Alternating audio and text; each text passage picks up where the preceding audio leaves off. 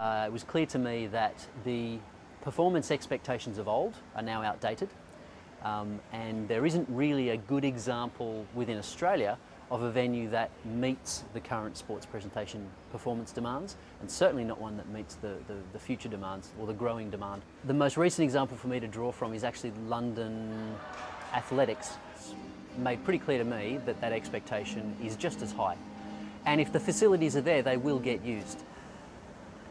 As far as creating the brief for this project, there was a strong desire, both from the stadium and for me, that we spend as much money as possible on loudspeakers and amplifiers and as little as possible on changing the infrastructure, running in extra cabling, changing the steelwork, engineering fees for structural analysis and that kind of thing.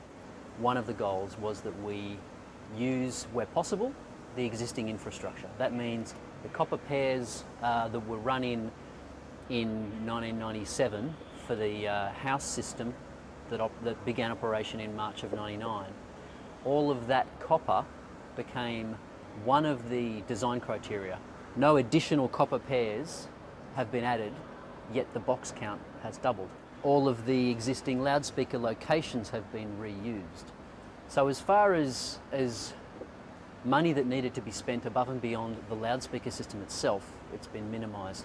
And it's really satisfying that we've managed to achieve such a performance increase without having to change any of the infrastructure or any of the significant infrastructure. We've not had to run a single copper pair from the amplifier room to the gantry. We've used everything that was existing. In fact, there's one copper pair spare per quadrant within the existing system. So we didn't actually use all of what was available, yet the box count has doubled. 18 designs submitted from the manufacturers and distributors that were involved, and from that 6 designs were shortlisted.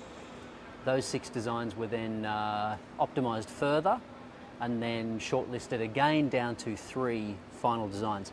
Those 3 were then optimised further. We then conducted a listening test in the stadium back in November last year, which involved 2 arrays from each of the shortlisted designs. The D&V was selected. It met all of the requirements in terms of number of copper pairs between the amp room and the array positions, so no additional cabling was required. It met the weight criteria. It used all of the existing loudspeaker positions and met, both on paper and during the listening test, it met the performance expectation. The system is based around the stadium geometry, 4 quadrants, 1 amplifier room serving each quadrant. There are 6 main arrays on the east and west arch. This is the western arch. Northwest 1 and Northwest 2 are exactly the same, and they are mirrored to the southwest and flipped to the eastern side. They each contain 12 VI8 elements and 4 VI subs. Northwest 3, or Index 3, which is the same in all quadrants, consists of 10 VI8s and the same arrangement for the VI subs. 5 and 6 in the end zone there. 5 and 6 consist of 10 VI12s and 2 VI subs per array to tidy up the impulse response of the system and to keep the impact in the system.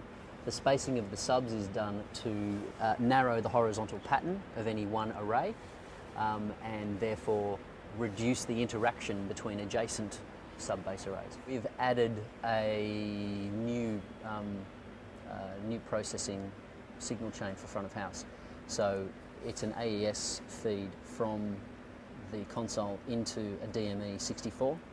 The DME contains 2 Lake processing cards. Those cards are there for operator EQ over the entire system.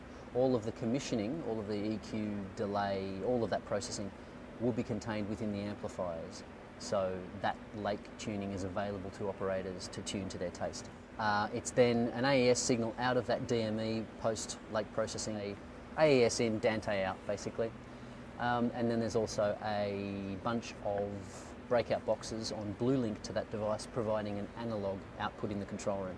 So Dante over the existing Ethernet network to each amplifier room, into another blue 326, AES out of the blue 326s and into the AES input of the D12s. The analog outputs in the control room then use the existing signal distribution network to get audio to the amplifier rooms and into the analog inputs of each amplifier. So whilst the console and the DME are still single points of failure, they're easily replaceable. There are dozens of M7CLs that you can rent from any number of suppliers and DMEs also.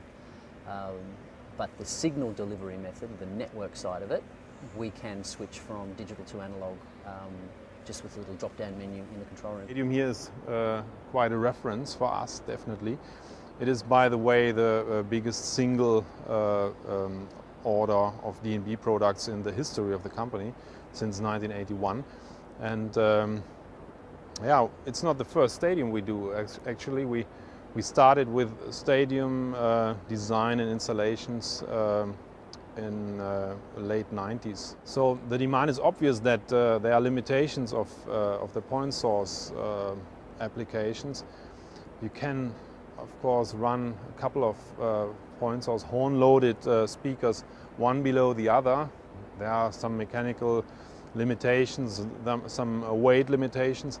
So it's more than obvious to switch over from the point source towards the line source elements, even if you use line source elements here in a classical constant angle curving, but with the flexibility of a line source element, which can cope with different distances over the whole vertical angle much better than point sources can do.